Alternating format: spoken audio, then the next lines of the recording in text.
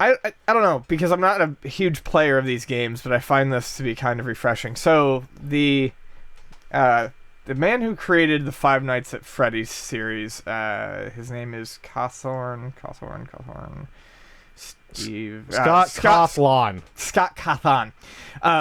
Created the Five Nights at Freddy's series, and I've played the first two. And basically, you are a security guard in a Chuck E. Cheese type place with robot, animatronic robot animals, and they come to life and they eat your face off. And sure, no, that's what the game is about. Literally, that's what it is. They're like haunted.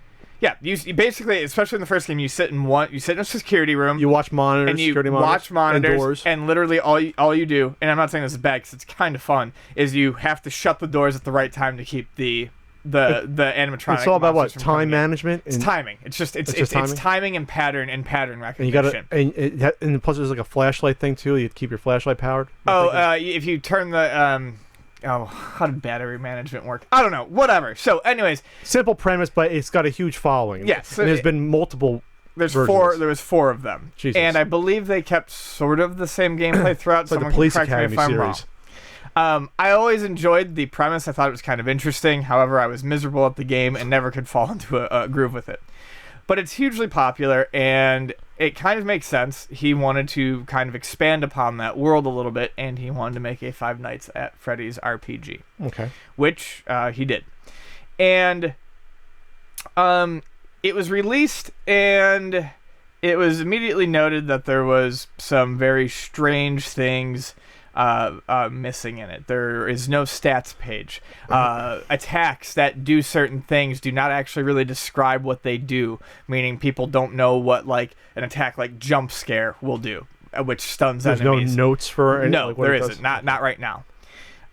The game currently has a very positive rating, but the Five Nights at Freddy fans are rabid, and I mean that was pretty much guaranteed from the start that it was going to get a very positive rating.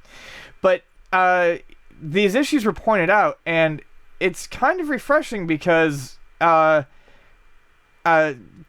did not make excuses. He issued a fairly heartfelt apology, stating, "This isn't exactly an announcement that I'm enjoying writing, but it is one I feel I owe to the community. You know, I've been accused of rushing my games ever since Five Nights at Freddy's 1, but I've never felt that I released the game too early until now." Then he goes on to talk about all the problems that were addressed and how he felt like he should have, those things definitely should have been in there. And how that he was, perhaps a bit too excited to show what was implemented and to get the game out there for his fans. And I find that admirable. I feel like what should have been done, though, is this should have been put out to a test group. And Steam does allow, I'm new to Steam, so the exact name of of what it is failing me. But basically, you can release a game kind of as a work in progress. I think they just call it early access. And you can opt into an early access game, meaning you can buy the game, and as it gets completed, you'll receive the updates. So you're getting But you check off a box that you literally check off a box that says you're buying an unfinished product. I'm buying a beta, basically. And that's obviously what should have happened here. So but the strange thing about this is that this was originally supposed to be released in February of 19th. Right. So then why release it over a month earlier? I think it's over enthusiasm on his part. I think it's exactly that. I think. From what I understand, this is a guy who, when he started making these games, did not know much about making games, did not expect to get the fan base he did, and I'm not making excuses for it, but I feel like he jumped the gun to surprise fans, and because he thought he had something, not realizing that there were so many things missing from it that he probably should have noticed. But fortunately for him, it didn't backfire too much. People still enjoy it for the most part. No, and he says he's going to implement all these things and that, he's basically going to make it right by the community.